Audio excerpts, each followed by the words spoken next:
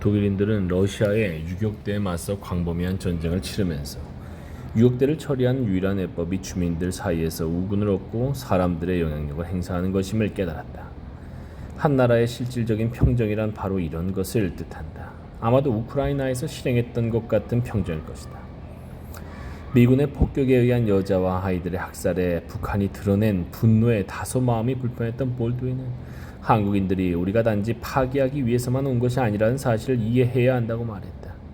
미국은 이 단순하고 원시적이며 야만적인 사람들에게 공산주의자들이 아니라 우리가 그들의 친구임을 납득시켜야 한다. 이제 니른베르크 재판에서 전쟁 범죄 주임 검사였던 텔퍼드 테일러의 말을 들어보자. 동양에서 전쟁의 전통과 관행은 서양에서 발전한 것과 동일하지 않다. 동양의 도덕관에서 개인의 목숨은 그다지 큰 가치가 없다. 그리고 우리가 한국인 병사 개개인에게 매우 높은 수준에 오른 우리의 전쟁 수칙을 따르기를 기대하는 것은 전혀 현실적이지 않다. 1950년 여름 조선인민군은 남쪽으로 밀고 내려와 미군에 연달아 굴욕적인 패배를 안기면서 극적인 성공을 거두었다. 독일과 일본을 이겼던 군대는 장비도 부족한 데다 외국 제국주의 세력의 뜻대로 움직이는 급조된 농민군이라고 생각했던 상대에 의해 궁지에 몰리는 처지에 놓였다. 7월 말이면 미군과 남한군은 전선에서 9만 2천 명, 미군 4만 7천 명, 때 7만 명으로 조선인민군보다 병력에서 우위를 차지했으나 그럼에도 계속 퇴각했다. 그러나 8월 초에 제1해병여단이 전투에 투입되면서 마침내 조선인민군의 진격을 막아냈다. 그때 이후로 8월 말까지 전선은 대체로 바뀌지 않았다. 남북 길이가 80마일, 약 130km, 동서 길이가 50마일, 약 80km인 직각 형태의 전선, 이른바 부산 방어선, 낙동강 방어선에서 전투는 고착되었다. 훗날 김일성은 한 달 안에 전쟁을 승리로 이끌어 남쪽을 점령할 계획이었고 7월 말에 거의 성공할 뻔했다고 말했다. 이 방어선의 북쪽 거점은 포항 근처 해안에 있었고 남동쪽 거점은 진주와 마산에 있는 해안 지역의 중점 거점은 주요 도시인 대구 바로 위에 있었다. 이후에 대구는 조선인민군의 진격을 저지하겠다는 미군의 결의를 보여주는 상징이 되었다. 그러나 조선인민군의 부산 점령과 한반도 통일을 막는 열쇠는 북동쪽의 포항이었다. 로이 애플만은 북한의 중대한 전술적 실수는 북동쪽 해안가 도로를 따라 우세를 밀어붙이지 못한 것이라고 썼다. 조선인민군 제5사단은 신속하게 포항으로 전진하여 남동쪽에서 부산을 위협하며 진격한 제6사단과 연합해야 했지만 측면 어모를 지나치게 걱정한 나머지 그러지 못했다. 북한군은 수도 남쪽에서 거의 한 주 동안 멈추었다가 전차를 앞세워 남서쪽과 남동쪽의 두 갈래로 정격전을 개시했다. 몇몇 역사가는 이 휴지기를 근거로 초기 공격의 주된 목표가 남한의 중추인 서울이었다고, 서울을 차지하여 이승만 정권의 몰락을 지켜보는 것이었을지도 모른다고 생각했다.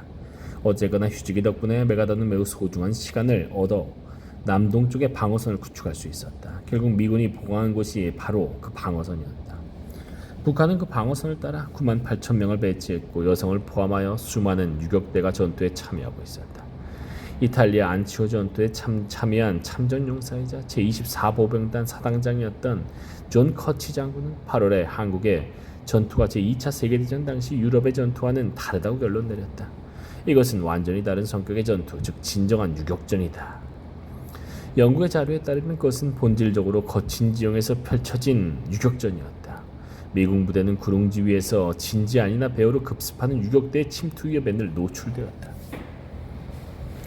유격대원을 숨겨주거나 지원한다는 혐의를 받은 마을은 사실상 전부 대개는 공습으로 초토화되었다. 게다가 좌익 성향을 띈다고 생각되는 시와 읍에서는 강제 소개를 통해 주민을 내쫓았다.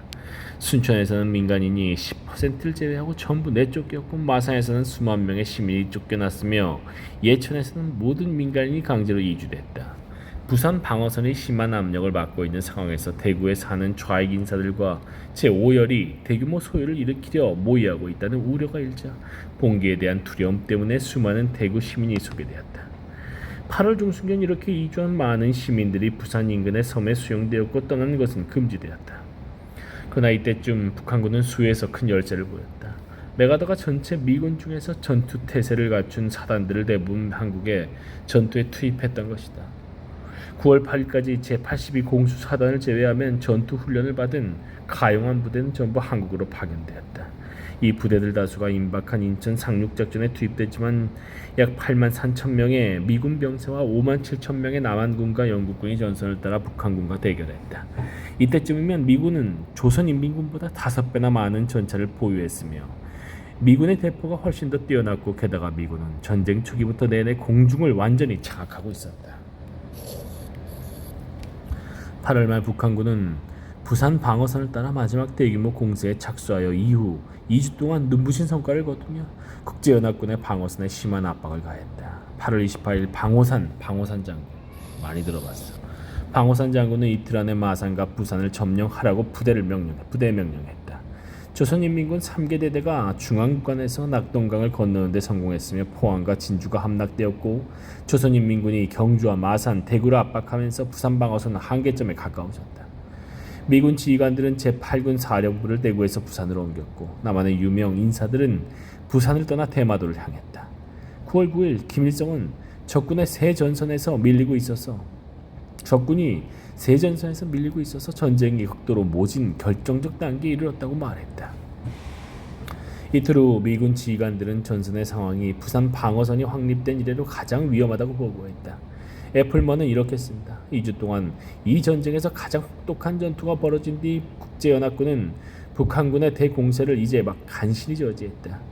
9월 15일이면 미군 사상자는 사망자 4,280명을 포함하여 총 2만 명에 달해서 부산 방어선에서의 전투가 그때까지 한국전쟁에서 벌어진 전투 중에 사상자가 가장 많았다.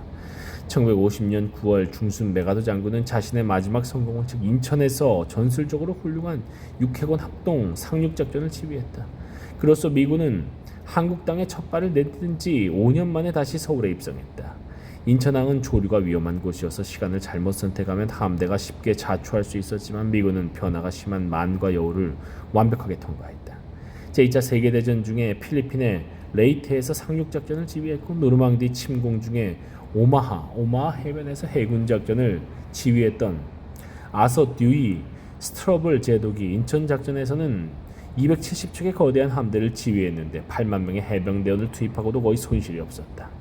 해병대는 거의 저항 없이 상륙했으나 이후 호된 시전 속에서 고통하며 마침내 9월 말에 서울을 함락했다.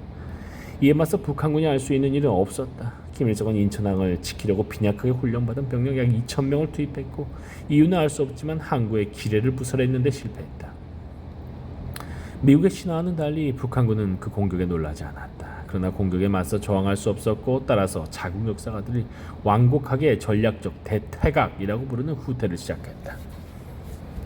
북한의 정규군은 미국이 10월 초에 38도선 너머로 공격을 가하기로 결정하자 계속 물러나 적군을 깊숙이 유인했고 메가더가 강국한 만류를 뿌리치고 병력을 둘로 분리하도록 영향을 미쳤으며 동맹국인 중국의 지원을 간청했다. 노획한 문서에 따르면 북한은 군대 전면적 철수를 엄호하기 위해 주요 지점에서 미군과 싸우기로 중대한 결정을 내렸다.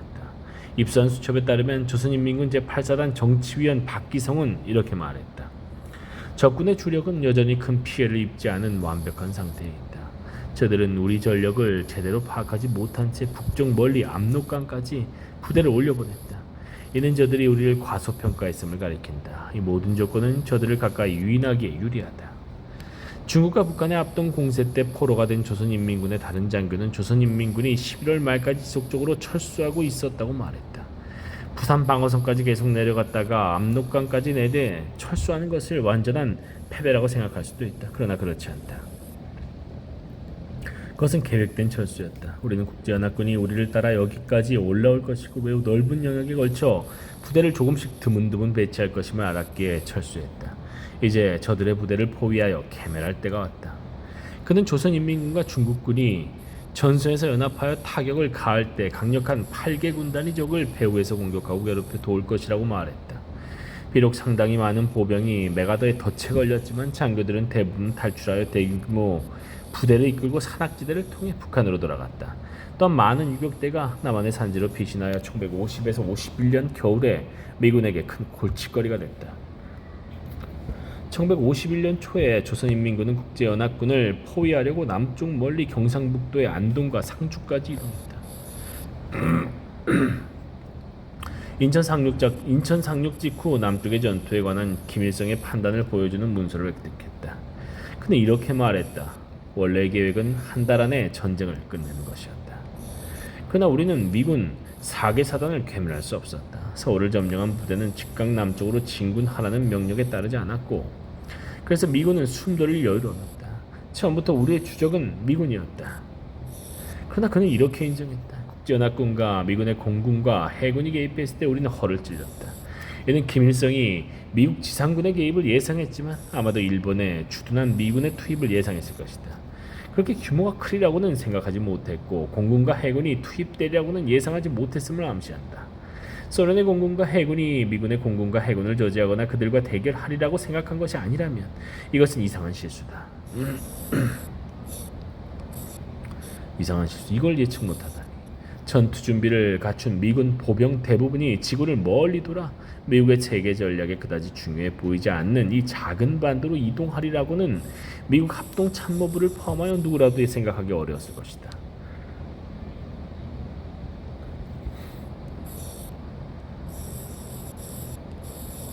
대결을 생각한 것이 아니라면 이것은 이상한 실수다.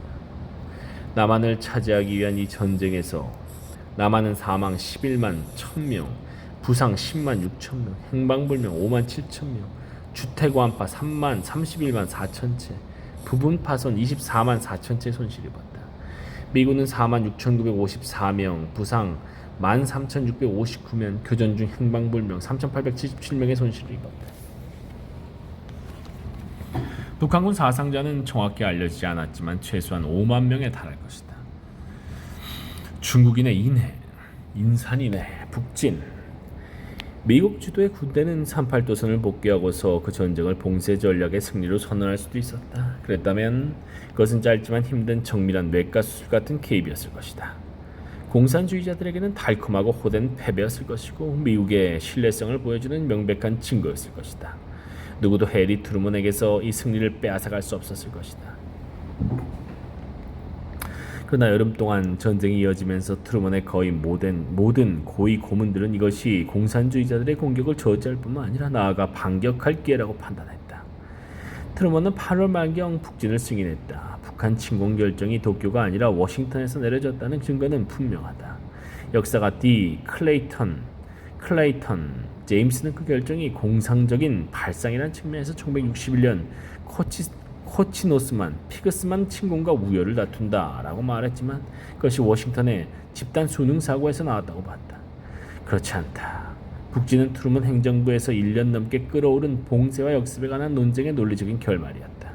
그러나 먼저 남한을 방어한 뒤 북한을 침공한다는 중요한 결정을 민간인 에치슨이 주도한 한국의 상황이 이제 2차 세계대전의 민군 공동의 집단적 의사결정과 극적으로 달랐다고 한 점은 제임스가 옳다. 이 결정은 국가안전보장회의 문서 제81호에 수록되어 있다. 대부분 딘 러스가 작성한 이 문서는 소련이나 중국이 개입할 위험이 없다는 가정하에 메가더에게 북진을 허가했다. 이는 북한 정권에 대한 반격을 명시적으로 요구했다. 전쟁 급부는 일상적으로 북한에 해방된 구역을 언급했다.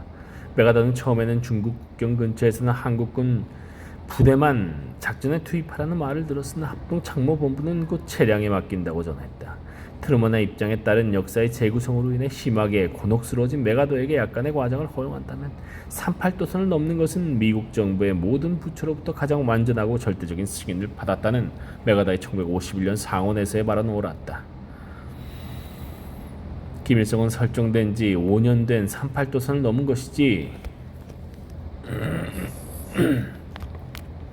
이라크와 쿠웨이트의 경계나 독일과 폴란드의 경계 같은 국경을 넘은 것이 아니다. 그것들과 달리 38도선은 고대까지 기원을 추적할 수 있는 흔치 않은 단일 민족의 나라를 양분했다.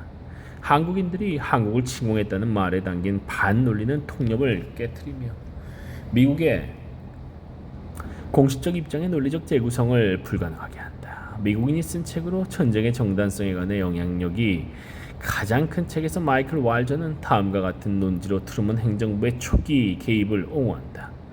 북한의 공격에 대한 미국의 대응은 옳았다. 트루먼이 세계적 결정과 여론의 기관 따라서 전 지구적 정의의 합법적인 기관이었던 국제연합에 그 문제를 가져갔기 때문이다. 공격자는 개인 및 집단 차원의 권리에 도전하는 범죄 행위를 자행했다.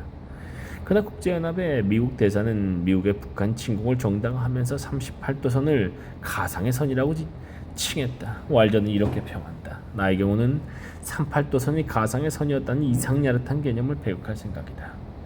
예를 들면 38도선이 가상의 선이었다면 어떻게 북한군의 최초 침략을 인지할 수 있었겠는가? 왈저는 더 깊이 생각하지 않고 이 논란을 비껴나간다. 트루먼이 38도선을 국경선으로 보고 지킨 것이 옳았다는 것이 그의 논지의 핵심이기 때문이다. 그것은 최초의 공격이었다. 왜 북한이 38도선을 넘을 때는 공격인데 미국인들이 똑같은 일을 할 때는 그것이 가상의 선인가?